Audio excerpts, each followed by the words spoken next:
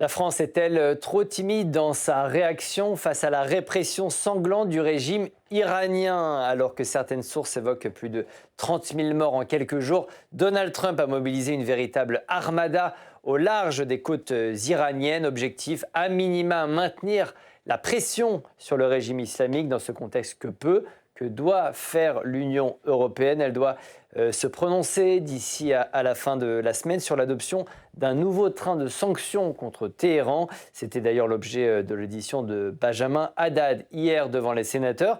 Le ministre délégué chargé de l'Europe a tenté de balayer les critiques. Regardez cette audition et puis on en reparle juste après. Mes chers collègues, nous recevons cet après-midi M. Benjamin Haddad, ministre délégué en charge de l'Europe. Suivant la tradition, il aurait dû s'agir d'une audition post-conseil pour tirer les conséquences de la dernière réunion plénière du 18 décembre dernier.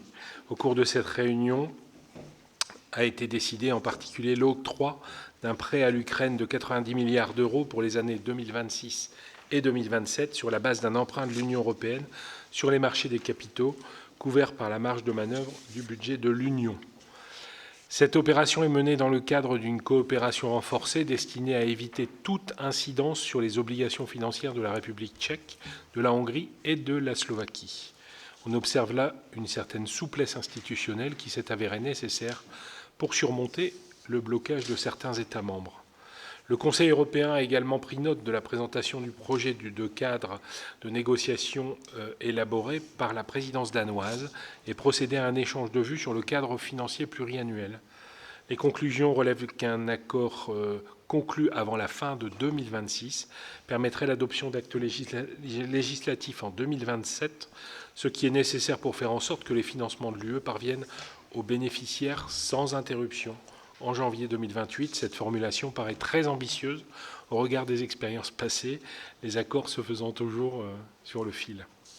S'agissant de l'élargissement, je note avec satisfaction que le Conseil européen a rappelé que l'Union doit mettre en place en interne les travaux nécessaires et les réformes nécessaires. Les travaux préparatoires, pardon.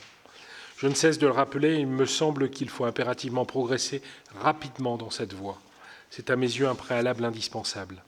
Ces sujets auraient déjà par eux-mêmes mérité cette audition. Mais l'actualité européenne, qui a été bousculée par les déclarations agressives du président des États-Unis, qui vise à s'approprier le Groenland et menace les Européens de mesures de coercition, a conduit les chefs d'État ou de gouvernement à se réunir à nouveau le 22 janvier, de manière informelle, pour débattre de l'évolution récente des relations transatlantiques et des conséquences qui en résultent pour l'Union européenne. J'observe d'ailleurs que les premiers ministres du Danemark et du Groenland rencontreront demain le président de la République. L'ambassadrice du Danemark qu'on devait recevoir tout à l'heure s'est excusée. Je pense que nous avons tous été choqués des propos tenus par le président des États-Unis d'Amérique, mais aussi par certains actes qui ne correspondent en rien à ce qu'on peut attendre d'un allié. Je fais en particulier référence à l'interdiction de séjour prononcée à l'encontre de l'ancien commissaire européen Thierry Breton, fervent défenseur du cadre européen de régulation du numérique. Je veux également apporter mon soutien au juge français de la Cour pénale internationale placé sous sanction américaine. L'affaire Breton, je l'ai signalé, Monsieur le Ministre, pour votre information, à Nicosie, devant tous les États membres. J'avais eu cet honneur, cet humble honneur d'être l'auditeur principal, et donc j'ai pu exprimer justement ce regret et ce rejet finalement de notre ancien commissaire par rapport à son accès aux États-Unis. Difficultés de vie quotidienne auxquelles les uns et les autres sont confrontés, elles sont cruelles et nous rappellent avec importance l'indépendance nécessaire de l'Union et finalement constater sa dépendance vis-à-vis des systèmes de paiement américains. Je pense aux cartes Visa, Mastercard et compagnie. Plus que jamais, nous avons besoin de créer les conditions d'une pleine autonomie de l'Europe en renforçant à la fois la base industrielle et technologique de défense européenne et le cadre de sécurité européen en restaurant notre compétitivité et en affirmant la préférence européenne. Le multilatéralisme est attaqué de plein fouet. Nos valeurs européennes et l'Union européenne en tant qu'entité sont attaquées de plein fouet. Nous devons réagir en assumant pleinement d'avoir recours à l'ensemble des instruments à notre disposition, notamment l'instrument anti-coercition, qui a une finalité d'abord dissuasive. Néanmoins, j'ai pu mesurer lors de la COSAC des présidents début janvier la très grande prudence des parlementaires de nombreux États membres. Le plus grand défi pour affirmer l'autonomie de l'Europe est bien celui de notre unité. C'est ce que j'ai dit devant le Conseil d'État lundi dernier, alors que j'étais auditionné dans le cadre d'une table ronde sur ce sujet de la souveraineté, en disant que j'avais constaté finalement, pour un médecin, c'est pas forcément bien, en termes allégoriques, d'utiliser une maladie, mais la schizophrénie, je pense, est de rigueur, en l'occurrence, pour de nombreux États membres. Une volonté de dire aux États-Unis ce que vous faites n'est pas bien, et puis de l'autre côté d'avoir une certaine retenue dans la mesure où ils sont très dépendants. Enfin, je me félicite que le Parlement européen ait décidé de saisir la Cour de justice de l'Union européenne sur l'accord avec le Mercosur. Nous l'avions réclamé au Sénat. Je forme maintenant le vœu que cet accord ne soit pas mis en application provisoire. Pouvez-vous nous confirmer l'opposition du gouvernement français à une mise en application provisoire ? Les autorités européennes semblent pressées de tourner cette page et ont poussé les feux pour annoncer un accord avec l'Inde qui exclut, semble-t-il, les produits agricoles sensibles. Pouvez-vous nous confirmer que cet accord posera moins de difficultés que celui avec le Mercosur ? Monsieur le ministre, voilà quelques mots d'introduction. Je vous cède la parole. Mes collègues vous poseront ensuite des questions. Je vais un peu plus loin sur le Mercosur par rapport au recours. Monsieur le ministre, moi je pense qu'il n'y a pas d'inquiétude à poser un recours, pour plusieurs raisons. Où on donne raison à la Commission et on doit se poser les bonnes questions sur les futurs accords, à savoir qu'il est inconcevable de recommencer le même micmac de 25 ans et finalement de choix controversés à la fin, à l'issue du recours, où on gagne devant la Commission, et c'est très bien, c'est jackpot. Mais ce que je veux dire, c'est quand même que j'ai senti, de la part du gouvernement français, quand on a posé la proposition de résolution au Sénat, certains reculs, un certain retrait par rapport à cette capacité d'aller en tant qu'État membre, d'aller devant la Cour de justice de l'Union européenne. Bon, c'est réparé puisque le Parlement va y aller, mais je crois qu'il ne fallait pas avoir peur du recours, parce qu'il nous permettra de nous reposer les bonnes questions. Monsieur le ministre, c'est à vous, comme d'habitude, un quart d'heure, 20 minutes, et puis après on laisse nos collègues à qui je demanderai de s'adresser à nous pour les séries de questions. Merci beaucoup, Monsieur le Président. Bonjour, Mesdames et Messieurs les sénateurs. Laissez-moi d'abord, puisque je pense qu'on a encore légalement le droit de le faire pendant quelques jours, vous adresser mes meilleurs vœux pour la nouvelle année. Et quand j'écoutais, Monsieur le Président, votre introduction, en parlant du Conseil européen de fin décembre, où effectivement des décisions majeures ont été prises, notamment pour la poursuite du financement à l'effort de guerre et au soutien macroéconomique à l'Ukraine, j'avais du mal à imaginer qu'il ne s'agissait que du mois dernier. Et en effet, depuis, alors on pourra revenir sur ce Conseil européen, mais autre année, autre siècle, puisqu'en effet, les choses se sont beaucoup accélérées ces dernières semaines et rappellent l'urgence d'accélérer à nouveau notre agenda d'indépendance de l'Union européenne. Dans les domaines que l'on connaît, bien sûr, dans les domaines de défense, de sécurité, j'étais aujourd'hui à Bruxelles, j'en reviens à la conférence européenne sur le spatial, autre domaine qui sera au cœur non seulement du déploiement de solutions dans les connectivités télécoms comme Iris au carré, mais qui devra être vraiment représenté dans le cadre financier pluriannuel avec comme ligne française toujours la préférence européenne pour la réduction de nos dépendances. Ça, c'est les secteurs auxquels on pense le plus souvent, mais vous avez raison, Monsieur le Président, de souligner d'autres secteurs qui posent des vraies questions en termes de dépendance, comme les systèmes de paiement, et souligner par exemple l'extraterritorialité des solutions américaines qui font aujourd'hui que la prédominance des acteurs américains comme Visa et Mastercard pose des vraies questions aujourd'hui d'indépendance dans des domaines économiques de la vie de tous les jours pour les Européens. Et ces questions se posent avec une acuité d'autant plus grande qu'on a vu la façon dont nos partenaires et alliés, a priori, comme les États-Unis, instrumentalisent aujourd'hui toutes les interdépendances et les relations comme un instrument de prédation et de pouvoir. On l'a vu, c'était d'ailleurs illustré dans le discours du Premier ministre canadien Mark Carney à Davos. Je me suis rendu avec le Président de la République, et on reviendra bien sûr sur cette séquence, qui, je crois, explique très bien la façon dont l'ordre libéral international tel qu'il était pensé hier, c'est-à-dire les interdépendances et la globalisation pour apaiser les relations et faire converger les démocraties libérales, sont devenus aujourd'hui des instruments de pouvoir et des leviers d'influence géopolitique. Donc, il faut qu'on en tire, nous, les conclusions, et c'est bien sûr tout l'agenda qui est poussé par la France et le Président de la République depuis 2017, celui de la Sorbonne, la souveraineté européenne, l'agenda de Versailles sur les dépendances et les domaines stratégiques dans lesquels nous devons investir dans notre autonomie stratégique, qui doit accélérer. Alors, on l'avait dit, on reviendra sur les différents points, je parlais peut-être du Mercosur tout à l'heure, mais on sort d'une séquence, enfin je dis sort, avec beaucoup de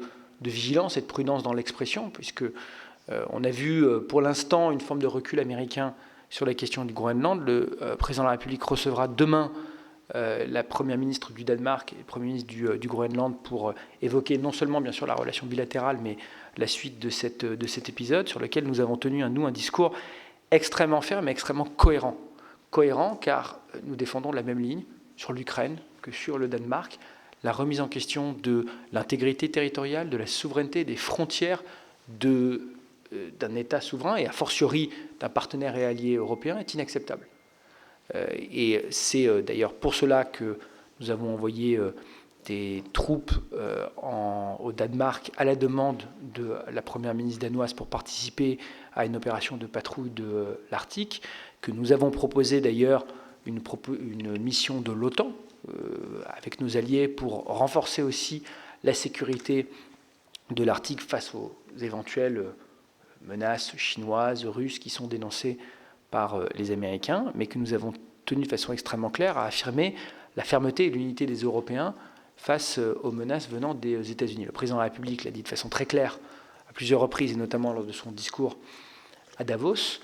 Et puis je voudrais rappeler, et je pense qu'on en a vu l'impact, y compris d'ailleurs sur les marchés américains, les Européens, contrairement à ce qu'on entend un petit peu ici ou là ces derniers jours, en particulier hier, ne sont pas faibles et ont les moyens de se défendre. Nous avons développé des instruments ces dernières années, précisément pour pouvoir utiliser comme levier la force du marché intérieur européen, 450 millions d'individus, l'un des principaux partenaires commerciaux d'acteurs comme les États-Unis, pour pouvoir nous défendre avec notamment l'instrument anti-coercition qui n'existait pas, je le dis d'ailleurs, on l'oublie parfois, lors du premier mandat de Donald Trump, qui a été développé lors de la présidence française de l'Union européenne, adopté en 2023, à l'époque pour soutenir nos partenaires lituaniens face à la coercition économique chinoise, et qui dit quelque chose de très simple, qui est que lorsqu'une puissance extérieure utilise l'arme économique à des fins de pression politique, ce qui est évidemment le cas ici, puisqu'on avait des menaces tarifaires de la part des États-Unis sur la question du Groenland, eh bien nous avons une palette d'instruments à notre disposition pour pouvoir répondre, que ce soit la taxation des services numériques, le fait de fermer l'accès à des marchés publics, la saisie de licences de propriété intellectuelle, etc. Je rappelle la façon d'ailleurs dont fonctionne cet instrument anti-coercition. La Commission européenne doit d'abord constater un cas de coercition économique. Dans ce cas, il était avéré et évident. Soumet ensuite au Conseil l'activation de l'instrument anti-coercition à la majorité qualifiée, puis doit définir avec les États membres un paquet de mesures de représailles qui est ensuite adopté avec une majorité qualifiée d'opposition. Donc la deuxième barre est un peu plus basse à passer.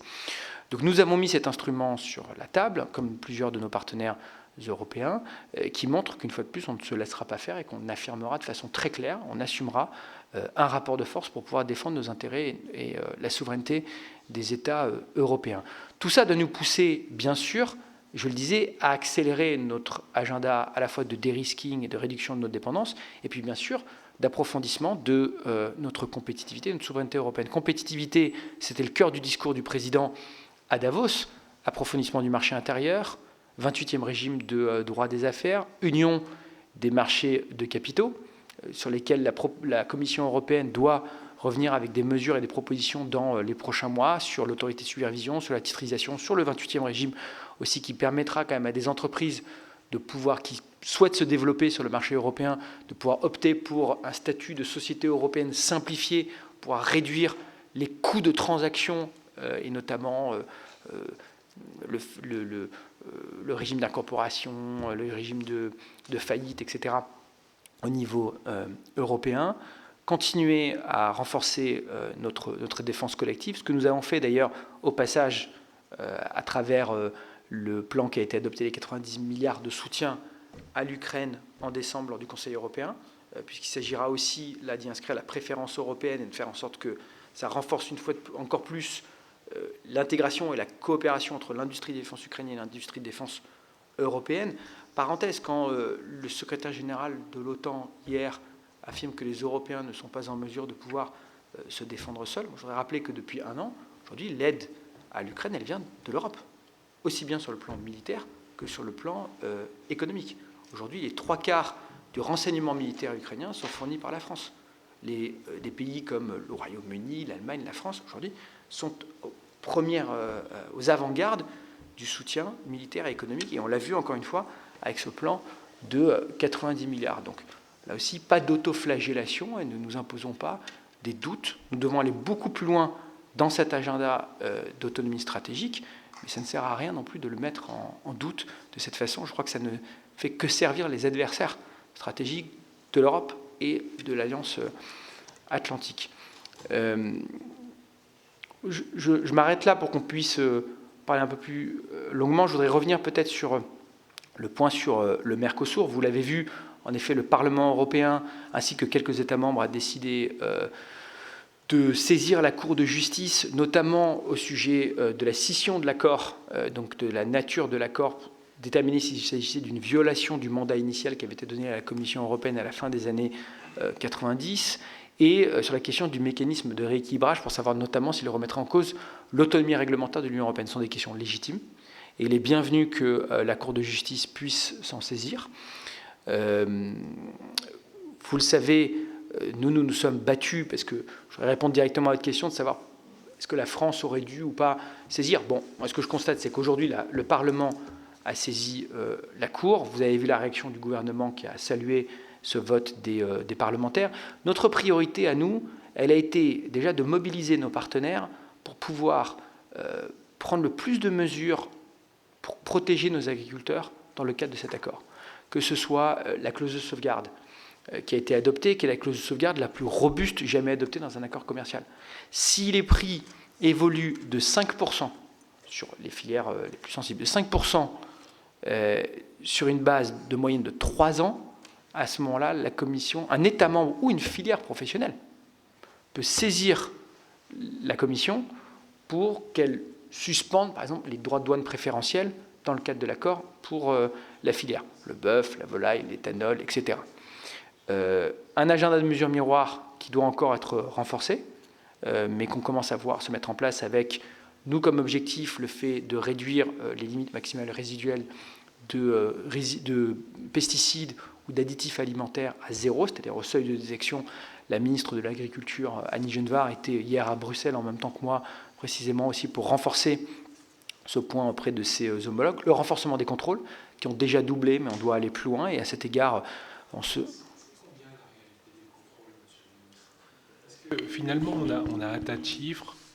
Moi, le dernier que j'avais, c'était 1% des produits qui étaient contrôlés, donc multiplié par 2, enfin, augmenté de 50%, ça fait 1,5%. Donc, alors, non, c'est pas 50%, c'est déjà un doublement. Ah bon, mais si non, mais je vais vous trouver les chiffres exacts. Après, ce que je constate, c'est que de toute façon, en règle générale, quand il y a ce type de contrôle dans des échanges commerciaux, c'est toujours des contrôles sur une base assez limitée et souvent assez aléatoire. Oui. Non, mais produits. Ce que je veux dire, c'est que je pense qu'il faut clarifier la chose, parce que dans le débat qui va continuer sur le Mercosur, et j'ai eu un débat avec un journaliste la semaine dernière qui me dit « Oui, vous rigolez, c'est 15% à la frontière ». Je dis quoi, 15%, c'est juste impossible. Même l'Union européenne n'a pas les moyens de faire 15% de contrôle sur les... Donc il nous faut, je pense, des chiffres clairs sur cette question des contrôles. Nous, notre objectif, il y a en fait, il y a plusieurs choses. Il y a effectivement le nombre de contrôles. Il y a le fait de pouvoir les contrôler directement dans les États exportateurs et pas uniquement quand les produits arrivent dans les ports d'Hambourg ou d'Anvers. Et puis, il y a aussi ce qu'on contrôle, c'est-à-dire que le fait, par exemple, de définir les limites maximales résiduelles à 0 renforce aussi en termes de qualité ce qu'on contrôle, puisque ça veut dire qu'on est capable d'arrêter dès le seuil de détection. Donc ce renforcement de contrôle, en nature aussi, il se renforce. Et puis par ailleurs, vous le savez, on l'avait déjà évoqué à de nombreuses reprises ici, comme objectif la reconstitution des enveloppes de la PAC avec 45 milliards d'euros de plus qui viennent dans la sanctuarisation des enveloppes de la PAC au sein des plans de partenariat nationaux et régionaux qui nous donnent aujourd'hui la confiance et la marge pour pouvoir reconstituer 100% des enveloppes de la PAC actuelle, et l'exemption des engrais dans le cadre du mécanisme d'ajustement carbone aux frontières qui a aussi été annoncé par la Commission européenne. Oui, elle va tenir. La façon dont ça fonctionne, c'est qu'on met comme la valeur à 0 de ces engrais. Et ça, c'est aussi un engagement qui est d'ailleurs soutenu par beaucoup d'États membres, comme la PAC d'ailleurs, qui, vous le savez, était vraiment un sujet qui était, sur lequel on était loin d'être minoritaire, puisqu'il y a encore d'ailleurs un courrier soutenu par 20 États membres qui est parti il y a quelques jours pour reconstituer aussi le caractère communautaire de la PAC et donc la sanctuariser aussi le règlement PAC par rapport au PPNR. Donc voilà les priorités vraiment qu'on a pu défendre et les gains concrets qu'on a obtenus. L'opposition de la France au Mercosur, il est connu, il est constante. On l'a réaffirmé à travers le vote au Coreper. Les parlementaires se sont exprimés. Le vote des parlementaires doit être respecté par la Commission européenne. C'est ce que demande bien sûr la France. Donc nous opposons à des formes de passage en force de la part de la Commission européenne. Mais de toute façon, ce que je constate, c'est que la Cour de justice va être appelée à se prononcer, et deuxièmement, que de toute façon, il y aura à un moment un vote de ratification par le Parlement européen, et force est de constater que la majorité au Parlement européen est loin d'être acquise. Là aussi, il faudra des garanties, je pense, de la part de la Commission européenne dans l'application de l'accord. L'accord commercial avec l'Inde est très différent. Il représente là une opportunité pour l'Union européenne comme pour la France. C'est un partenaire stratégique de la France. Les produits agricoles sensibles ne font pas partie de l'accord. On va voir beaucoup de domaines dans lesquels nous sommes actuellement exportateurs. Je pense par exemple à l'aéronautique où les droits de douane vont être progressivement réduits, voire supprimés dans certains secteurs. Le mécanisme d'ajustement au carbone, l'accord de Paris font partie aussi de cet accord commercial. Donc il y a là toutes les raisons, même si nous resterons bien sûr vigilants dans les détails là aussi de l'application de l'accord, il y a quand même toutes les raisons d'avoir une perspective différente sur l'accord avec l'Inde et d'y voir là une opportunité en termes de diversification, notamment par exemple sur les questions de minerais ou encore d'aéronautique. Merci, Monsieur le Ministre. On va passer aux questions. Je reviendrai peut-être moi-même sur quelques points. Et on va commencer par Michael Weber. Michael Weber, et se prépare Marta Tsidrack. Oui, merci. Merci, Monsieur le Président, Monsieur le Ministre. Merci pour ces échanges. J'ai pris un tout petit peu, j'ai demandé à commencer parce que j'ai un autre engagement après. Donc, je m'excuse si je ne pourrais pas rester. J'avais deux questions. Le premier, c'est... vous savez qu'il y a des négociations actuellement de projets de coopération avec les États-Unis concernant l'échange de données biométriques et sensibles. Et comment cela s'articule-t-il avec la protection de la souveraineté numérique européenne, et de quelle façon la Commission compte-t-elle prévenir les risques d'ingérence ou de pression sur des fonctionnaires européens qui pourraient découler de ce transfert de données? Je crois que c'est un sujet qui peut inquiéter, qui inquiète un certain nombre de pays en Europe aussi au regard des données qu'ils ont récoltées. Et le deuxième sujet, pour revenir sur la question du Mercosur, qui reste d'actualité, on a un peu le sentiment, c'est un peu la première chose, le constat que je fais, qu'il y a une forme de frilosité du gouvernement. On a bien vu que dans les débats qu'il y a eu au sein du Parlement européen, on est revenu, les collègues parlementaires sont revenus sur la méthode de la Commission. Et finalement, on se dit que, au regard de la colère qui s'exprime à nouveau dans les rues, face au risque de distorsion de concurrence et de baisse des normes sanitaires, je crois que ce bras de fer politique pour obtenir l'abandon définitif de ce traité doit être mené sincèrement, fermement, avec conviction, c'est pas toujours l'impression que l'on a, ou est-ce qu'on va considérer que finalement les intérêts industriels vont continuer à prévaloir sur notre souveraineté alimentaire? C'est pas simplement la position du gouvernement, même si je pense qu'elle pourrait être un peu plus ferme sur le sujet, mais c'est aussi plus large au niveau des partenaires qu'on peut avoir, que j'interroge. On va faire une exception peut-être, Monsieur le Ministre, puisque Mickaël doit s'en aller à 17h, si vous voulez lui répondre. Et après, on reprendra par trois. Sur la question de l'échange des données biométriques, je veux juste me confirmer exactement là où on en est la négociation. Donc, on regarde sur les informations, mais sinon, je pourrais vous transmettre des informations plus précises vraiment sur là où on en est. Mais effectivement, on voit ça quand même avec beaucoup de vigilance. Et vous avez raison de souligner les risques de pression ou d'ingérence de la part des États-Unis. Sur la question du Mercosur, moi, je suis, mais quand même un petit peu surpris d'entendre parler de frilosité de la part du gouvernement. Il n'y a pas un gouvernement en Europe qui s'est exprimé de façon si ferme, si constante, pour non seulement porter la voix de la souveraineté alimentaire et de la défense des intérêts agricoles européens, mais surtout obtenir des choses concrètes. Je veux dire, que ce soit la clause de sauvegarde, mais allez parler à nos partenaires européens. Allez même en Italie, en Pologne, allez demander à la Commission européenne et au Parlement européen s'ils ont l'impression que la France a été frileuse dans son opposition au Mercosur. Moi, pardon, j'étais au CAG hier, j'ai entendu aucun collègue au Conseil Affaires Générales me dire « Ah, les Français, vous avez manqué de fermeté et de clarté sur la question du Mercosur. » C'est plutôt l'inverse. C'est plutôt l'inverse. Non, mais pardon. Je veux dire, moi, je veux le dire quand même assez clairement. Ils ne vont pas non plus se couvrir de cendres. Bon, on le sait, c'est un sujet sur lequel il y a des intérêts et des avis divergents en Europe, qui sont assumés. Les Allemands, ils sont favorables, les Espagnols, ils sont favorables, à la fois parfois pour des raisons économiques, parfois pour des raisons même de liens géopolitiques, dans le cas de l'Espagne. On a d'autres partenaires qui ont été des alliés sur cette affaire qui sont opposés. Certains qui avaient des intérêts à faire valoir, comme l'Italie, qui sont battus avec nous sur la question, par exemple, de la reconstitution des enveloppes de la PAC ou de la clause de sauvegarde, mais qui ont aussi eu des acteurs industriels, économiques, qui se sont exprimés dans le débat italien en faveur de l'accord. Nous, on a toujours dit qu'on y était opposés. Les deux chambres se sont exprimées de façon quasiment unanime sur le sujet. Le gouvernement s'est fait la voix de sa représentation nationale sur ce sujet, mais sans jamais rester dans une logique de posture. Nous, on s'est aussi battus précisément pour constituer une coalition en Europe pour obtenir la clause de sauvegarde, pour obtenir la réciprocité sur les normes, pour le renforcement des contrôles, et d'ailleurs d'autres éléments qui tenaient à cœur à juste titre à nos agriculteurs, comme la visibilité sur les paiements directs de la PAC, ou encore l'exclusion ou l'exemption des engrais dans le cadre du mécanisme d'ajustement carbone aux frontières. Le gouvernement s'est aussi exprimé par la voix du Premier ministre, du ministre des Affaires étrangères, de moi-même, de la porte-parole sur la question de la saisine de la Cour de justice et de l'application provisoire. Donc je crois que la ligne est extrêmement claire et on continuera à se battre comme on le fait. Et encore une fois, je rappelais l'engagement d'Annie Genevard, qui était encore hier à Bruxelles sur ce sujet, pour préserver la PAC, non seulement à travers ses montants, mais aussi à travers son caractère communautaire, pour éviter les distorsions de concurrence au sein du marché intérieur. Et nous avons aussi veillé, puisqu'on parle du Mercosur, nous avons veillé à ce que dans d'autres accords commerciaux, dans d'autres domaines, et le président rappelait celui avec l'Inde, à ce que nos intérêts agricoles ne soient pas remis en question. Donc je crois au contraire que nous avons toujours été une grande fermeté, une grande constance sur la question du Mercosur.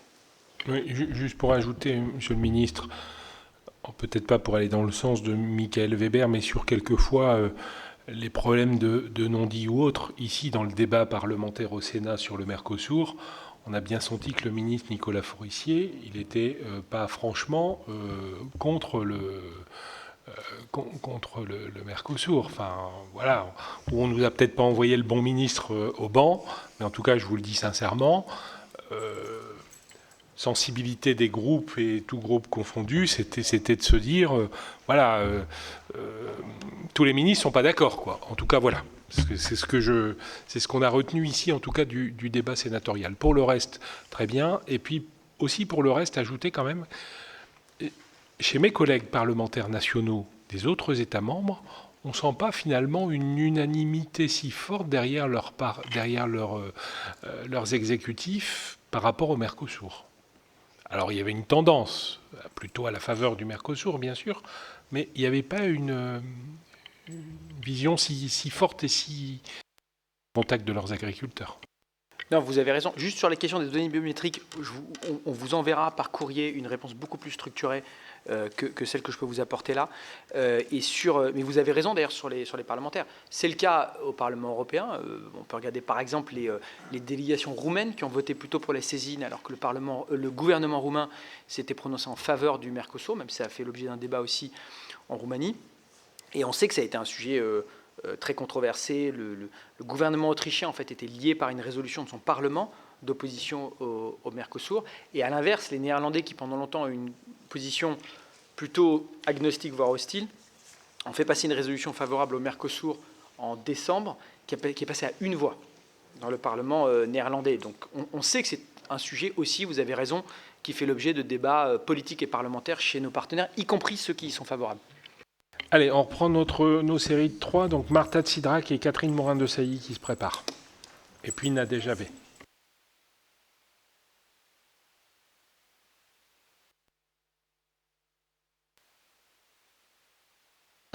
Pardon, excusez-moi. Oui. Monsieur le ministre, je souhaitais vous interroger en fait sur la situation en Iran aujourd'hui, et notamment sur la position de l'Union européenne par rapport aux événements très graves qui ont eu lieu. Je sais qu'il y a quelques jours, je crois que c'est le 23 janvier, le Parlement européen a pris une résolution ferme, et ma question en réalité est très directe et très simple. Je voulais savoir précisément quelles sont les sanctions aujourd'hui envisagées, puisque il a été question de sanctions vis-à-vis de l'Iran. Je sais qu'il y a le sujet des missiles et des drones, mais cela est déjà dans le cadre en fait du soutien de l'Iran à la Russie dans le conflit avec l'Ukraine, dans la guerre contre l'Ukraine.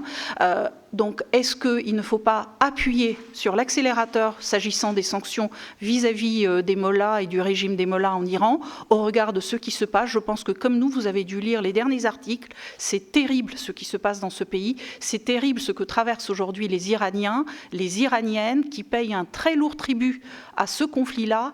Or, on n'entend pas finalement tant que ça l'Union européenne sur ce terrible conflit. Et je souhaitais aussi, la question dans la question, connaître véritablement la position diplomatique de la France dans cette affaire-là. Je sais qu'il y a le sujet du nucléaire, mais pouvez-vous nous éclairer, pouvez-vous nous donner des éléments qui, j'espère, iront dans le sens des sanctions? Je vous remercie. Catherine Morin-Desailly, puis Nadège Havet. Merci, Monsieur le Président. Donc, fidèle à mes sujets, mes obsessions, je vais parler à nouveau de notre autonomie stratégique en matière de numérique. Comme vous le savez, Monsieur le Ministre, moi, ce qui me préoccupe beaucoup, c'est nos dépendances qui sont devenues extrêmement dangereuses dans la nouvelle donne géopolitique. On parle de techflation, c'est-à-dire d'explosion des coûts des services, en fait, dont nous dépendons tous. Prenons le cloud, on dépend à quoi? 90% 90% de nos données sont gérées par des entreprises extra-européennes, principalement américaines. Donc, que se passe-t-il? Quel est le plan de bataille face à ça? Sans parler d'un risque de découplage transatlantique de l'Internet, dont on entend aussi parler. Alors, je me satisfais d'avoir entendu enfin le président de la République à Berlin complètement viré à 180 degrés de discours, en parlant du fait que pour l'innovation et la compétitivité, il faut qu'on reprenne la main sur nos données, il faut assumer une préférence communautaire, il faut développer des champions. Mais qu'avons-nous fait objectivement jusqu'à maintenant? Je m'interroge quand je vois qu'on continue à confier nos données du ministère de l'Intérieur à Palantir. Pourquoi on n'a pas migré vers une solution souveraine qui était peu ou prou prête? En tout cas, des entreprises françaises, européennes travaillaient à ça. C'est quoi le fond du problème? Il faut nous dire la vérité, parce que si on veut avoir une stratégie de reprise en main, il faut bien qu'on s'entende sur les objectifs atteints, et le Parlement, il est prêt, je crois, à accompagner le gouvernement dans l'impulsion à donner à Bruxelles pour avancer définitivement sur ce sujet. Alors, il y a la question d'investissement massif qu'il faut consentir dans notre politique industrielle, de l'informatique en nuage, de l'intelligence artificielle, conformément à ce que nous dit Draghi. Il faut aussi tenir la barre, mais ça, bon, je pense que aussi, avec tout le travail qu'a fait Thierry Breton, on la tient assez bien en matière d'imposer ce que la réglementation qui est corollaire soit bien appliquée. Maintenant, je m'inquiète quand même, et je voudrais avoir votre avis, Monsieur le Ministre, sur le paquet Omnibus, la directive Omnibus sur lequel on va émettre certainement l'avis, cher Président. Est-ce que cette simplification normative, bon, qui peut être louable en soi, mais est-ce qu'elle ne va pas porter atteinte à justement des fondamentaux comme le RGPD et comme l'application aussi du règlement sur l'IA qui a besoin d'être appliqué? Il faut de la régulation pour l'innovation, disait Thierry Breton. Ici même. Donc voilà, pouvez-vous nous rassurer là-dessus, en tout cas nous donner votre point de vue? Et puis, c'est quoi votre plan de bataille, Monsieur le Ministre, avec les autres pays européens? Alors, j'ai cru comprendre que l'Allemagne finalement bougeait en matière de souveraineté, reparler de solutions souveraines, d'un cloud européen. Est-ce qu'il y a des démarches qui sont faites à quelques pays de manière transnationale pour investir ensemble massivement dans ce que on peut appeler l'infrastructure nation, puis la startup nation, mais l'infrastructure nation, pour enfin faire émerger ces champions? Est-ce qu'il y a des plans dans ce domaine-là? Parce que dans le plan Boussole numérique Horizon 2030, il n'y avait rien de tout ça. Hein. On avait fait le rapport avec nos collègues, on avait pointé du doigt un déficit de stratégie dans ce domaine. Donc on attend beaucoup de vous, Monsieur le Ministre. La DGAV, puis on laissera Monsieur le Ministre répondre. Merci, Monsieur le Président. Monsieur le Ministre, je voulais, dans un premier temps, en fait, vous interroger sur les mesures de coercition, mais vous y avez répondu pendant votre propos liminaire, donc je vous interrogerai par rapport aux réseaux sociaux. En mois de novembre, en fait, il y a eu un rapport qui a été voté à une large majorité qui interdisait au moins les réseaux sociaux à partir de 16 ans. Depuis, en fait, il y a une certaine évolution dans divers pays, notamment le nôtre, où une loi est en train d'être votée à l'Assemblée nationale et qui est plus contraignante que ce qui était mentionné dans ce rapport. Et il y a également une loi en Espagne qui est aussi en préparation. Donc je voulais revenir sur quand est-ce qu'une mesure plus contraignante au niveau de l'Union européenne sera mise en place, et ne serait-il pas le moment en fait de marquer un acte fort de souveraineté? Je vous remercie.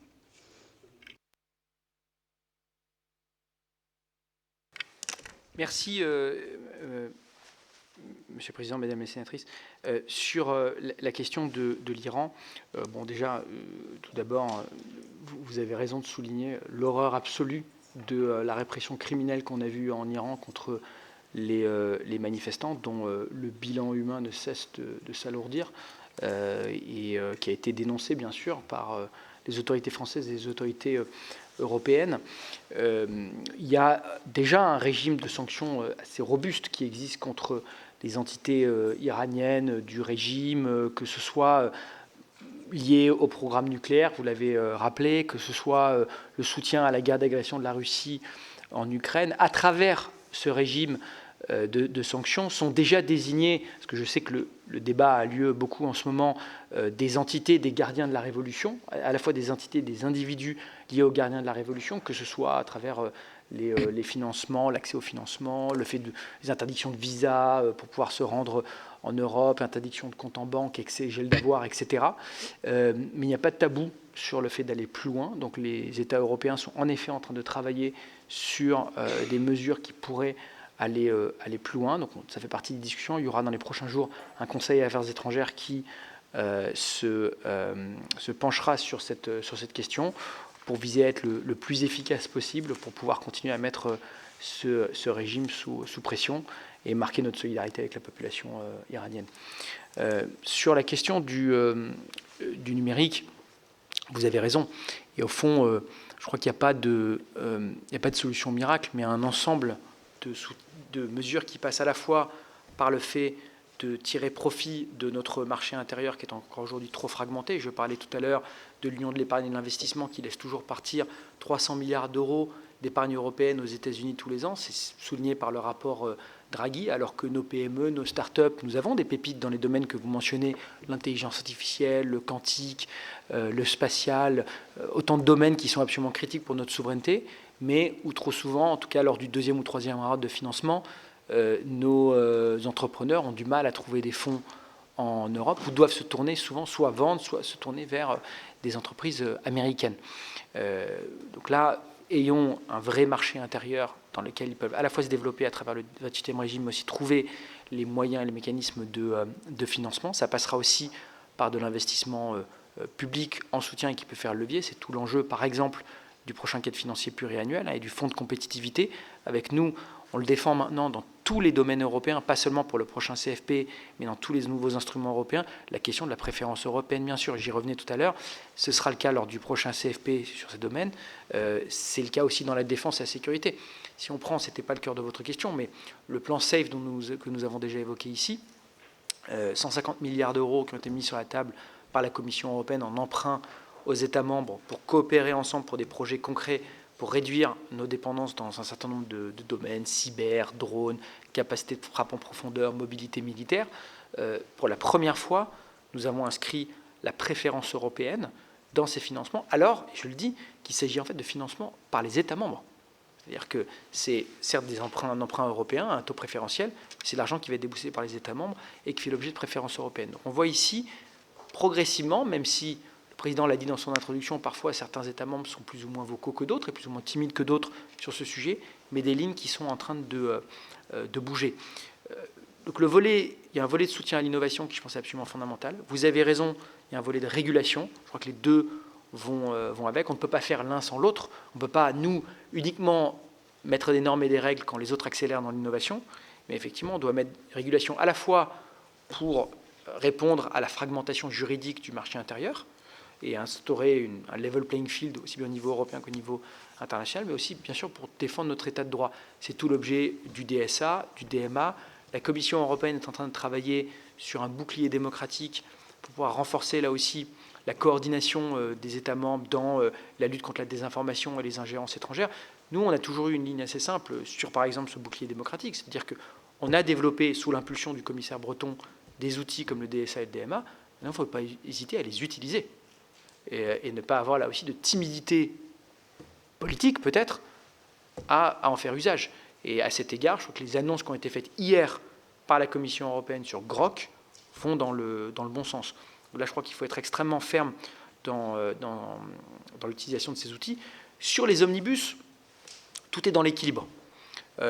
Parce que, effectivement, il ne faudrait pas détricoter notre régulation et donner les moyens à des acteurs étrangers de pouvoir plus facilement pénétrer sur nos marchés ou contourner nos règles. Mais dans le même temps, force est de constater, par exemple, sur l'AI Act, que j'étais la semaine dernière encore à Station F pour rencontrer des jeunes acteurs dans l'intelligence artificielle. Il y a quand même une demande de simplification et en particulier pour les PME et les startups, et de meilleure articulation entre les besoins des entreprises et le besoin de régulation pour pouvoir mettre en œuvre la régulation. Donc ça doit se faire. Je pense que vraiment tout est une question d'équilibre. Nous, on a été favorable au fait de repousser la mise en œuvre de l'AI Act pour pouvoir en simplifier l'application pour les entreprises, avec une exception tout de même qui est la question des deepfakes. C'est-à-dire que là, en revanche, on doit pouvoir avoir de la labellisation pour les contenus vidéo. On voit la multiplication aujourd'hui des fausses vidéos sur les réseaux sociaux, par exemple, qui sont générées par l'intelligence artificielle. Évidemment, nous sommes tous élus ici, on voit l'impact que ça peut avoir dans nos processus électoraux, dans la manipulation de nos espaces politiques et informationnels. Et donc là, il faudra être extrêmement vigilant, bien sûr, mais ça s'applique d'ailleurs pour les acteurs européens comme pour les acteurs étrangers. C'est toujours les mêmes règles. Et je pense que dans certains domaines, et ça doit faire partie, je pense, des priorités qu'on doit avoir cette année, travailler à travers des formes de coalition des volontaires à plusieurs États pour pouvoir accélérer dans le déploiement de solutions européennes. Il n'y a pas de solution miracle. Vous citez à juste titre parfois des secteurs publics européens, voire français, qui continuent à avoir recours à des acteurs étrangers. Souvent, c'est parce que face à une urgence, par exemple en termes de sécurité nationale, le meilleur acteur sur le marché est un acteur étranger. Mais donc, il y a là une contrainte qu'on peut comprendre, mais dont on ne peut pas se satisfaire. Vous avez raison. Et c'est pour ça que je crois qu'effectivement, il est essentiel là, mais votre scepticisme est légitime et justifié, mais encore une fois, avec une situation qui n'est pas optimale, face à une situation qui n'est pas optimale dans le temps présent, comment est-ce qu'on peut après travailler vraiment dans certains domaines. Le président évoquait tout à l'heure les systèmes de paiement, je trouve que c'est un très bon exemple. Dans certains domaines, dire maintenant on a urgence, comment est-ce qu'on met en place un projet Manhattan pour les prochaines années dans quelques domaines capacitaires pour accélérer. C'est ce qu'on fait en fait dans la défense aujourd'hui, c'est ce qu'on fait dans les cyber, dans le drone à travers SAFE. Maintenant, pourquoi ne pas déployer ça, mais à travers d'autres domaines capacitaires sur le numérique et la technologie, Je crois que ça fait partie peut-être des sujets qui seront accélérés, à mon avis, dans les prochains mois en conséquence à ce qu'on a vu au Groenland. Sur la question des réseaux sociaux, j'ai évoqué le DSA et le bouclier démocratique. Et au-delà, effectivement, de la question simplement de la désinformation, de la protection de nos espaces démocratiques, il y a aussi celui de la santé mentale des plus jeunes. L'Assemblée nationale a fait passer une loi en ce sens. Je m'en félicite. Je pense que c'est une avancée importante de protection de nos enfants. On sait que c'est un débat sur lequel la France est assez pilote, mais qui est aussi en train d'accélérer chez beaucoup de nos voisins, et qui dépasse d'ailleurs à cet égard beaucoup des lignes de fracture un peu idéologiques ou géopolitiques qu'on voit, parce que c'est un vrai sujet de société. On l'a vu porter aussi en Australie, je crois aussi au Canada d'ailleurs. La Commission européenne, nous avions saisi la Commission européenne pour demander, pour s'assurer que ce type de législation est en conformité avec le DSA. C'est le cas. La façon dont ça fonctionne, parce que je vois que le sujet remonte un petit peu ces derniers jours, c'est que les pays, les États membres peuvent prendre des dispositions législatives pour fermer l'accès aux réseaux sociaux aux moins de 16 ans ou de 15 ans. La mise en conformité des plateformes est après assurée par la Commission européenne, donc les instruments exécutifs sont ceux de la Commission européenne, mais nous pouvons prendre effectivement des dispositions nationales, et ça a été un sujet porté bien sûr par le président de la République. La décision qu'on a prise, d'ailleurs je dirais de façon tactique, c'est effectivement d'avancer au niveau national avec plusieurs États membres qui souhaitaient avoir le même type de législation. L'objectif, bien sûr, c'est d'européaniser le dispositif. On sera beaucoup plus fort si on est capable de le faire en européen, mais d'une certaine façon, je trouve qu'avancer de cette façon en coalition des volontaires, je reprends cette expression qu'on utilise souvent pour l'Ukraine, mais qu'on peut là utiliser sur ce sujet, je pense que c'est une façon aussi efficace de faire émerger le débat.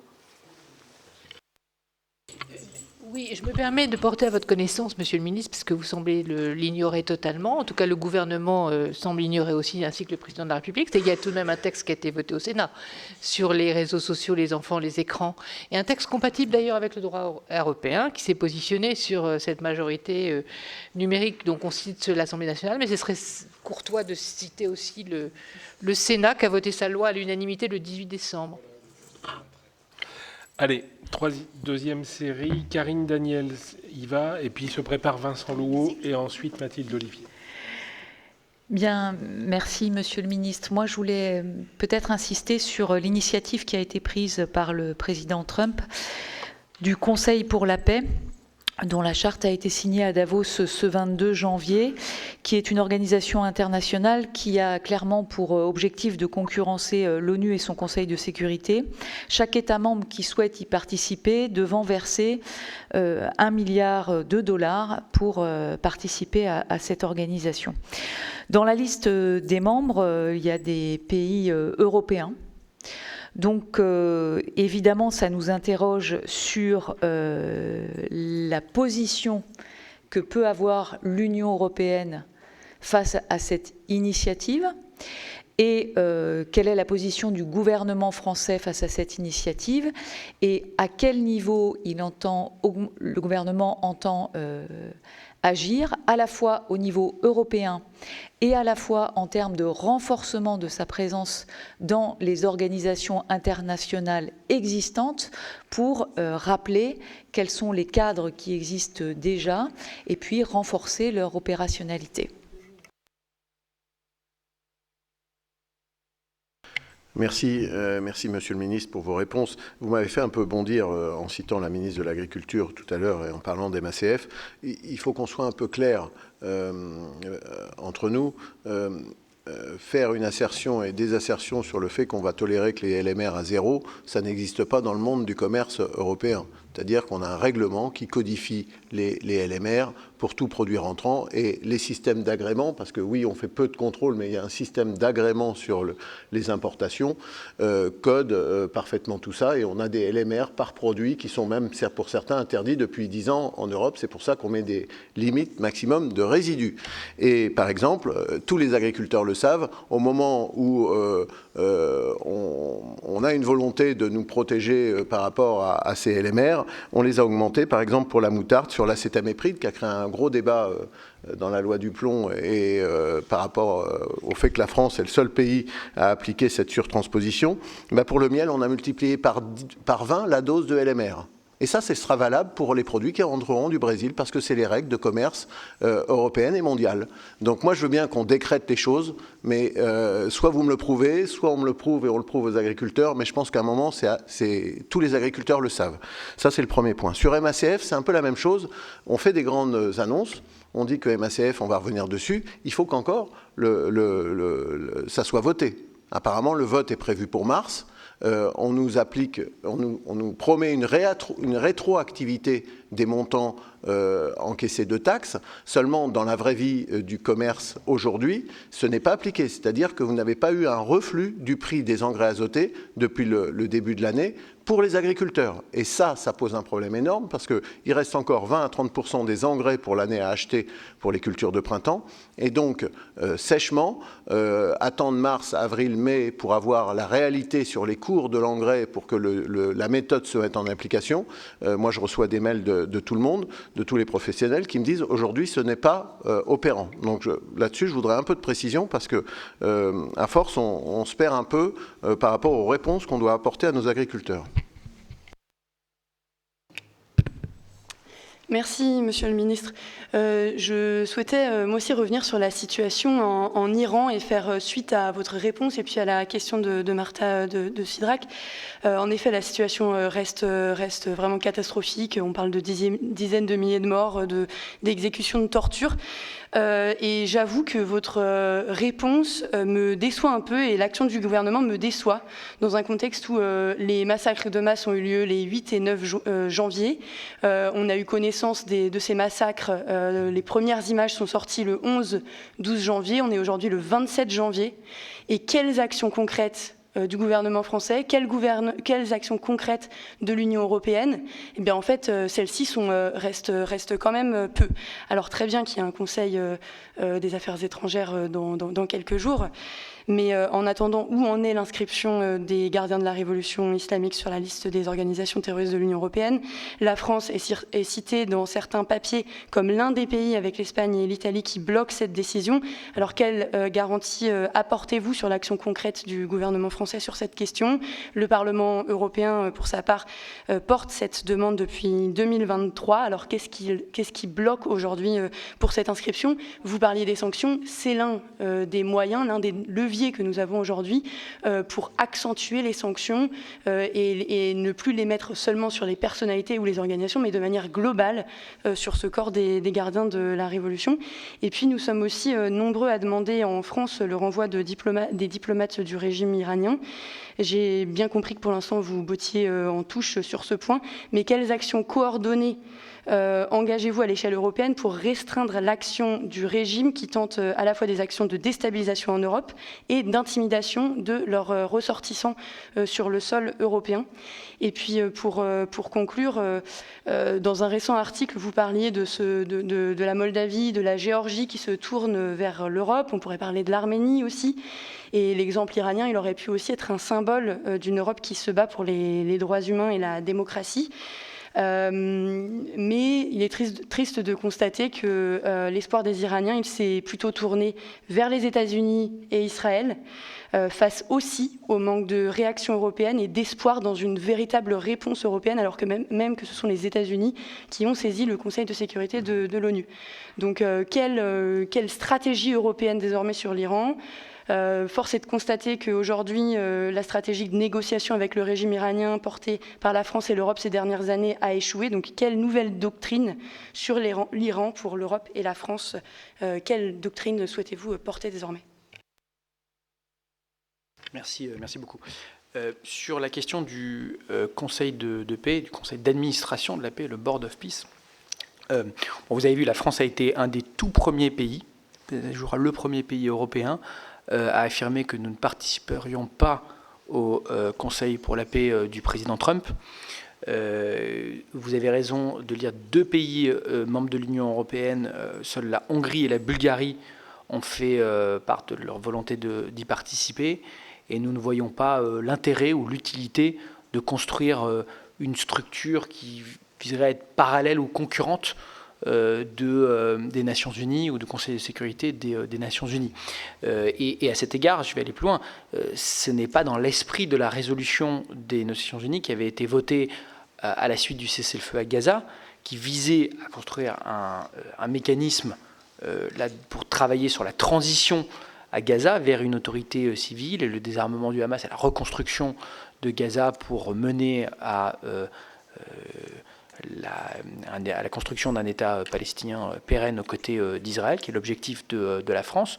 Nous continuons à soutenir l'idée d'avoir un conseil qui serait lié à Gaza, mais en revanche un conseil de la paix comme une sorte de nouvelle structure multilatérale parallèle, nous n'y sommes pas favorables. Et je constate que l'immense majorité des États européens ont fait le choix de ne pas participer et de dénoncer la création de cette structure. Bon. Donc, dont acte. Quant à notre position plus générale sur les organisations internationales, vous savez que la France, et ça a été encore affirmé par le président de la République, par le ministre des Affaires étrangères ces dernières semaines, défend le droit international, défend le multilatéralisme. Ça ne nous empêche pas d'ailleurs de porter aussi un regard exigeant et réformateur sur les organisations internationales et à appeler à la construction d'un multilatéralisme efficace, c'est-à-dire qui met autour de la table tous les différents acteurs des organisations internationales, aux ONG, aux entreprises, aux acteurs de la société civile, dans tous les sommets, par exemple, qu'on a pu organiser, du sommet IA en passant par le sommet pour l'océan à Nice l'été dernier, mais bien sûr dans le cadre des organisations internationales existantes. Donc ça, c'est vraiment le message qu'on porte de façon très claire sur ce Conseil pour la paix. Sur la question des limites maximales de résidus, la façon dont ça fonctionne aujourd'hui, c'est que vous avez des tolérances de seuil pour des produits qui sont aujourd'hui interdits sur le marché européen, pour nos producteurs, pour nos agriculteurs, mais qui ne sont pas considérés comme étant dangereux pour la santé ou pour l'environnement. Et donc vous avez les LMR, limites maximales de résidus, qui sont tolérés dans des produits importés. Ce que nous avons demandé et que nous commençons à obtenir, c'est l'abaissement pour les substances principales, notamment liées à l'accord avec le Mercosur, l'abaissement à 0 du seuil de la limite acceptée, c'est-à-dire au seuil de détection. Bon.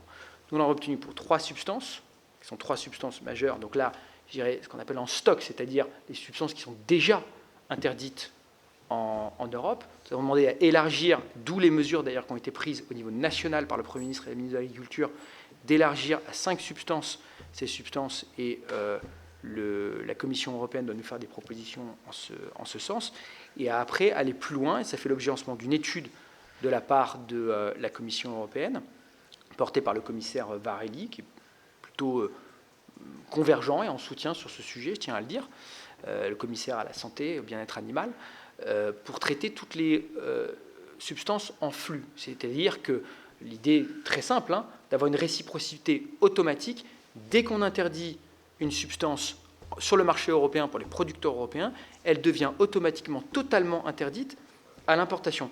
C'est aujourd'hui pas le cas, mais les substances principales dans le cadre du Mercosur ne rentreront pas en Europe.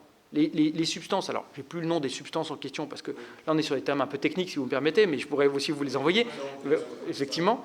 Mais on a 3 substances, ça va passer à 5, et l'objectif c'est après effectivement de les traiter en flux. Pourquoi ? Parce qu'on peut avoir une approche uniquement sanitaire et environnementale et de dire qu'au-delà d'un certain seuil, ce n'est pas dangereux pour la santé et l'environnement. Mais ça représente quand même évidemment de la concurrence déloyale pour nos agriculteurs. Et ça, c'est la voie qu'a portée la France. Et là aussi, les lignes sont en train de bouger en ce moment au niveau européen, aussi bien de la part de la Commission que du Conseil européen. Vous avez de plus en plus de voix qui s'élèvent sur ce sujet, mais en tout cas, il y a bien des mesures d'abaissement des LMR à 0 obtenues par la France avec nos partenaires dans le cadre du Mercosur et qui ont vocation à s'élargir. Sur la question du MSF, en effet, ça doit faire l'objet d'un vote, vous avez raison. C'est pour ça d'ailleurs que nous avons demandé à ce que cette mesure soit rétroactive et donc qu'elle puisse s'appliquer à travers des compensations à partir du 1er janvier. Il n'y a plus de raison aujourd'hui pour les opérateurs d'appliquer des prix plus élevés. C'est la proposition aujourd'hui qui sera votée, la proposition de la part de la Commission, c'est de réviser le MSF, qui est conservé, bien sûr. Nous soutenons d'ailleurs la taxe carbone aux frontières. C'est aussi là une façon de rééquilibrer face à la concurrence déloyale et aux importations qui sont plus carbonées de nos partenaires. Mais nous en avons exempté les engrais. Ce sera effectif dans le droit européen à partir du mois de mars. Mais ça aussi, c'est une avancée concrète qui a été obtenue par la France. Et on peut le souligner et s'en réjouir. Sur la question de l'Iran. Bon, tout d'abord, vraiment, encore une fois, hein, pour souligner ce que vous dites, les massacres de masse qui ont été commis par ce régime contre sa population. Et je voulais dire que la France n'a pas attendu d'ailleurs cette dernière séquence atroce pour dénoncer le régime et pour apporter son soutien aux manifestants. Rappelez-vous le mouvement Femmes, Vie, Liberté et les dirigeants d'ailleurs, les représentants de la société civile, de l'opposition qui avaient été reçus par le président de la République, par la diplomatie française et appuyés. Je le disais, encore une fois, il n'y a pas de tabou et de ligne rouge dans les mesures qui peuvent être envisagées pour être le plus efficace possible, pour accentuer la pression sur le régime après ces massacres. Il y a déjà aujourd'hui, sur la question des gardiens de la Révolution, qui est un débat parfaitement légitime et important à avoir, mais sur lequel il faut vraiment aller dans le détail, il y a déjà en fait beaucoup d'entités, beaucoup d'individus des gardiens de la Révolution qui sont de fait aujourd'hui couverts par différents régimes de sanctions qui sont plutôt des sanctions sur le plan nucléaire ou des sanctions liées à la guerre d'agression de la Russie contre l'Ukraine dans les différents régimes. Mais ça fait partie des discussions aujourd'hui entre les États membres et sur lesquelles nous pouvons avancer. Bien sûr, il y a aussi des sensibilités. Vous savez que nous avons des ressortissants aujourd'hui toujours qui sont sur le sol iranien. Donc c'est des sujets dont on parle publiquement avec... pardon ? Ah, excusez-moi.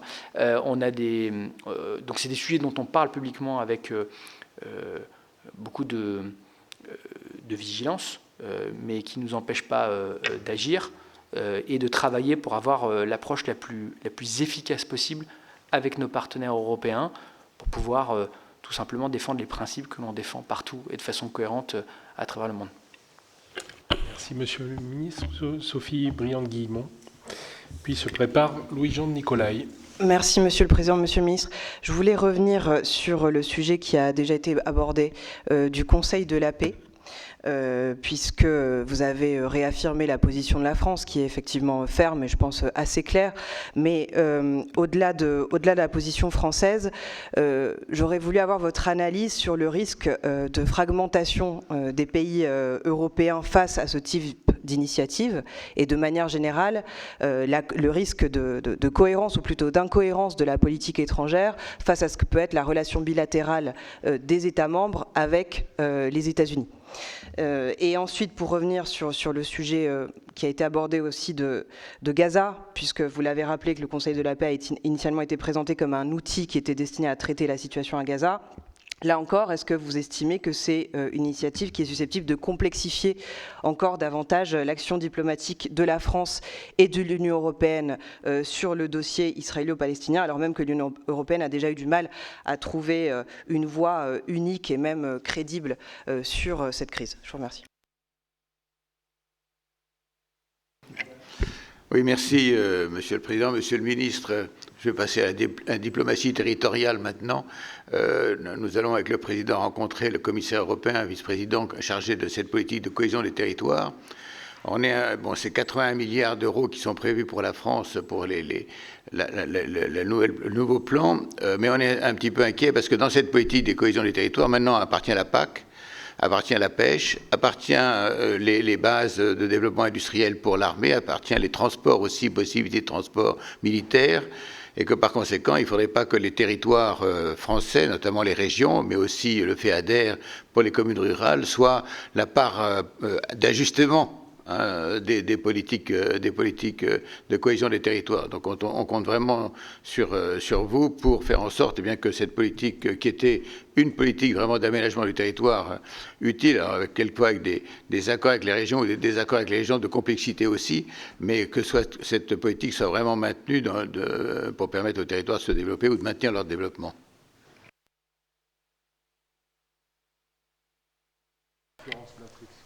Oui, merci Monsieur le Président, Monsieur le Ministre.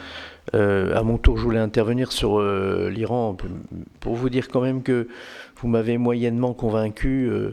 J'ai parfois eu le sentiment que les Européens tournaient la tête par rapport à ce qui se passait et que la réactivité était relative et que même on pouvait dire qu'il y avait beaucoup de protestations et peu d'actes. Alors évidemment, il va y avoir un conseil sur cette question. Mais pouvez-vous nous préciser quelle sera la position de la France sur la question du gel des avoirs, ou très concrètement, ou sur la question de l'inscription des gardiens iraniens sur la liste des organisations terroristes? Je vous remercie. Merci, Monsieur le Président. Monsieur le Ministre, j'aimerais également aller dans le sens de mon collègue Louis-Jean Nicolaï.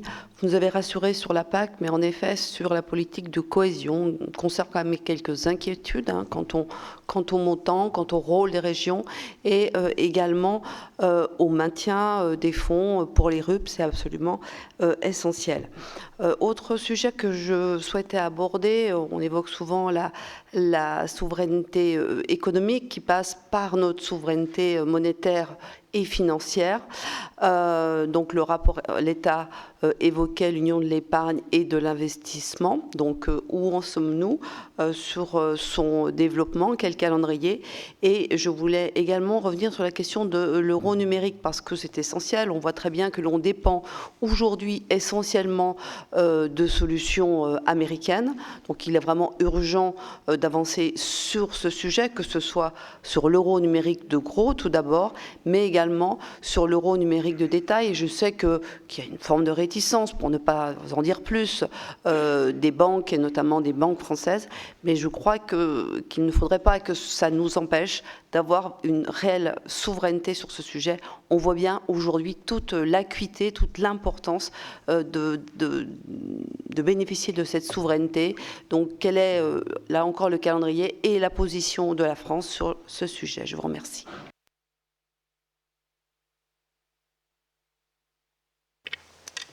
Merci. Attendez, excusez-moi, je reprends mes notes. Sur la question du Conseil de la paix et plus généralement de l'unité des Européens dans la relation transatlantique, bon, je crois que si on met à part la Hongrie et la Bulgarie dans cet épisode, on a montré un front uni sur la question du Conseil de la paix. Et tous les principaux États européens, de la France à l'Allemagne, en passant par la Pologne, l'Italie ou l'Espagne, d'autres, et d'ailleurs aussi le Royaume-Uni au passage, ont affirmé une position très claire sur la question du Conseil de la paix. En revanche, effectivement, se pose de façon plus générale la question de la relation transatlantique et des positions des uns et des autres, parce qu'on le sait bien, il y a des pays qui, pour des raisons historiques, géographiques, stratégiques, ont souvent plus mis la relation transatlantique au cœur de leur pensée stratégique que nous. Nous avons déjà, depuis le général de Gaulle, d'une certaine façon, construit notre pensée stratégique avec l'indépendance, l'autonomie au cœur de nos visions, ce qui ne nous empêchait pas d'être un membre actif de l'Alliance, bien sûr, mais toujours attaché à garder notre liberté opérationnelle, notre capacité expéditionnaire et une certaine pensée autonome, au-delà simplement d'ailleurs des moyens. Je crois que les lignes sont vraiment en train de bouger très rapidement en Europe. Déjà, parenthèse, mais on le voit au sein des opinions publiques.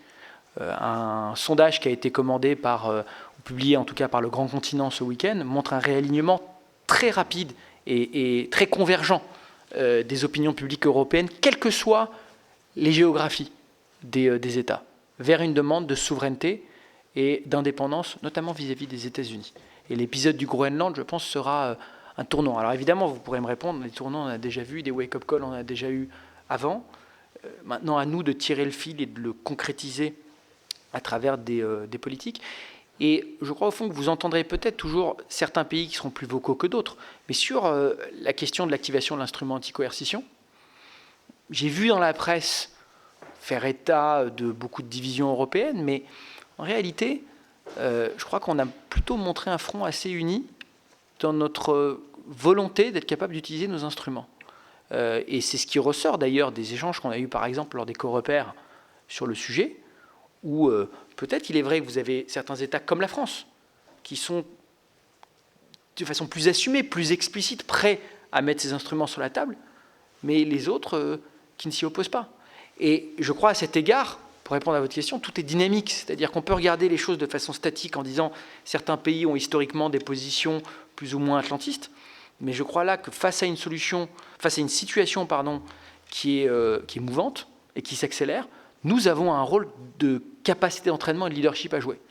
Et c'est précisément la voix qu'a portée le président sur la question du Groenland et qu'on porte au fond depuis déjà 8 ans sur la question de la souveraineté européenne. Mais quand on en parlait en 2017, dans d'autres fonctions, je faisais le tour déjà des Européens pour aller parler d'autonomie stratégique, souveraineté, c'était des termes tabous et extrêmement controversés chez certains de nos alliés. On voit que le logiciel intellectuel et le vocabulaire a évolué au fur et à mesure des années. Et maintenant, les solutions qu'on est prêt à y apporter sont aussi progressivement en train de faire l'objet de convergence ou de consensus. Donc, je crois qu'on est en train de voir émerger là une capacité de réaction européenne qu'on ne voyait pas il y a quelques années. Maintenant, à nous, encore une fois, de la concrétiser sur tous les domaines dont on a parlé, défense, numérique, union des marchés de capitaux, etc. Mais je pense que c'est vraiment le rôle même historique que peut jouer la France sur ce sujet. Sur la question précisément d'ailleurs de l'union des marchés de capitaux qui a été mentionnée, la Commission européenne doit faire des propositions très concrètes opérationnelles dans les prochains mois sur quelques domaines, la titrisation, l'autorité de supervision unique, où là, bon, ça fait partie de ces serpents de mer européens, typiquement comme ceux dont on parle. Ça fait longtemps qu'on en parle, mais on voit maintenant un sentiment d'urgence, je pense, politique qui s'est accéléré. Rapport Draghi, pression extérieure, nécessité d'investir dans l'intelligence artificielle, dans le quantique, dans le numérique. Et puis fondamentalement, par exemple sur l'autorité de supervision, on sait que les contours sont déjà assez bien définis à travers beaucoup de rapports parlementaires, de rapports de think tank, c'est-à-dire quelque chose en fait d'assez comparable à ce qu'on a pour les autorités de la concurrence ou la Banque centrale, où en fait on a une autorité de supervision européenne quand on dépasse un certain seuil de risque systémique, et en dessous on gardera des autorités nationales qui pourront continuer à couvrir la majorité des opérations. Bon, donc voilà un petit peu la façon dont ça doit se structurer. Une autre idée à laquelle je tiens beaucoup et qui va là aussi être poussée par le commissaire McGrath, c'est celle je le mentionnais, du 28e régime de droit des affaires. Quand on parle aujourd'hui à des entreprises ou à des start-up européennes, trop souvent, ils vous disent moi j'ai réussi à me développer dans mon marché national, j'ai des investisseurs, j'ai des banques, mais quand je veux aller, j'ai des clients, mais quand je veux me développer en Espagne, en Allemagne, en Pologne ou en Suède, autre cadre de régulation, autre cadre de droit des affaires, autre cadre bancaire, et donc en réalité un marché qui a beau s'appeler marché unique est encore extrêmement fragmenté, s'impose des barrières douanières à lui-même quand on compare à l'effort moindre que doit faire un entrepreneur américain s'il veut passer de New York à la Floride ou à la Californie. Vous n'aurez certes pas la même fiscalité, mais enfin globalement vous aurez quand même une friction bien inférieure si vous voulez passer d'un État américain à un autre, et le 28e régime vise précisément à pouvoir répondre à cela. Sur la question de la politique de cohésion, vous avez raison, vous le savez, le plan initial de la Commission européenne, en vertu de la flexibilité et de la modernisation du budget, qui a quand même quelques avantages aussi, parce que ça peut rendre le budget plus réactif à des crises et ne pas avoir en permanence à devoir se tourner vers des instruments extra-budgétaires. Le budget, au sein du premier pilier, ce qu'on appelle les plans de partenariat nationaux et régionaux, vise à fondre d'une certaine façon l'agriculture, la cohésion et d'autres fonds comme mobilité militaire ou encore les fonds liés à l'immigration, à la pêche bien sûr, mais l'immigration, c'est-à-dire GI, justice, affaires intérieures. Bon. Nous, notre premier objectif d'abord, ça a été de reconstituer les enveloppes de la PAC et en particulier les paiements directs. À la fois pour retrouver les montants sur les revenus, mais aussi pour garder le caractère communautaire de la PAC, même historiquement la première politique intégrée au niveau européen. On veillera aussi effectivement à ce que les montants pour la cohésion s'y retrouvent. Je voudrais souligner quelques initiatives à cet égard. La première que j'ai lancée hier au Conseil Affaires Générales avec mes homologues portugais et espagnols, c'est une coalition sur les régions ultrapériphériques. Parce qu'il y a une spécificité des régions ultrapériphériques, vous le mentionniez, qui doit se retrouver à la fois dans le cadre financier pluriannuel, puisque là aussi le POSEI, par exemple, a disparu du nouveau cadre financier pluriannuel, donc il doit pouvoir être reconstitué.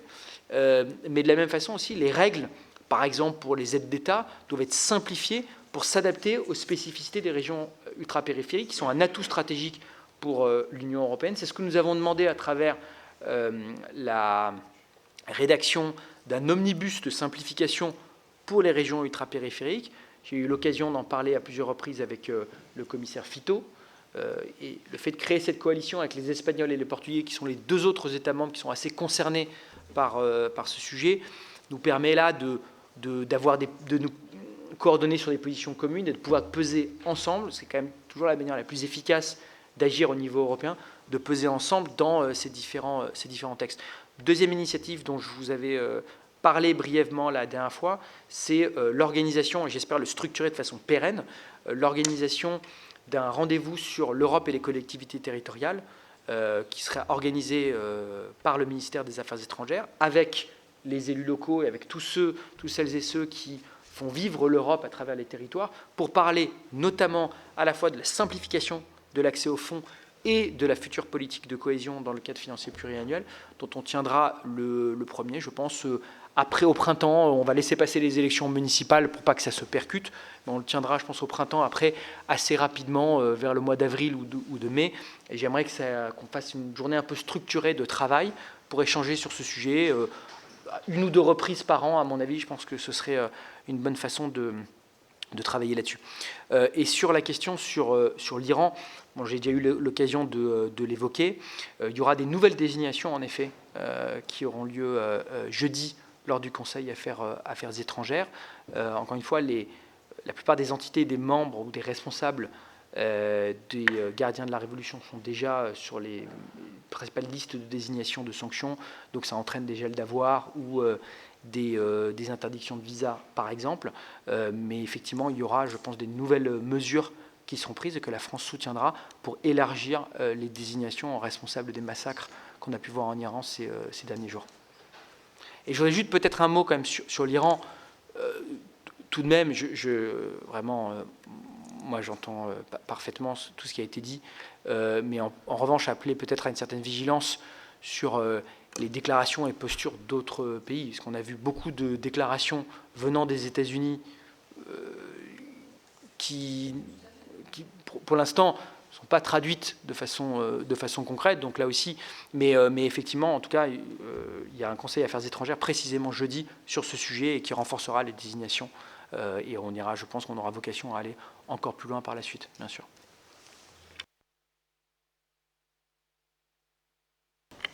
Tout le monde est satisfait? Bon. Très bien, merci Monsieur le Ministre. C'était une belle audition. Voilà donc pour cette audition de Benjamin Haddad devant les sénateurs. La France n'a ni tabou ni ligne rouge, dit-il, en matière de sanctions envisagées contre la République islamique.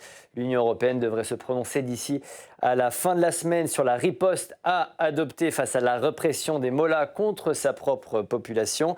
Alors que certaines sources évoquent plus de 30 000 morts en quelques jours, vous le savez, Donald Trump a mobilisé une petite armada au large des côtes iraniennes. Objectif, maintenir la pression sur le régime islamique. C'est un sujet sur lequel on reviendra bien évidemment sur Public Sénat. Voilà, c'est la fin de cette émission. Merci de l'avoir suivi. Restez avec nous. L'information politique continue sur notre antenne.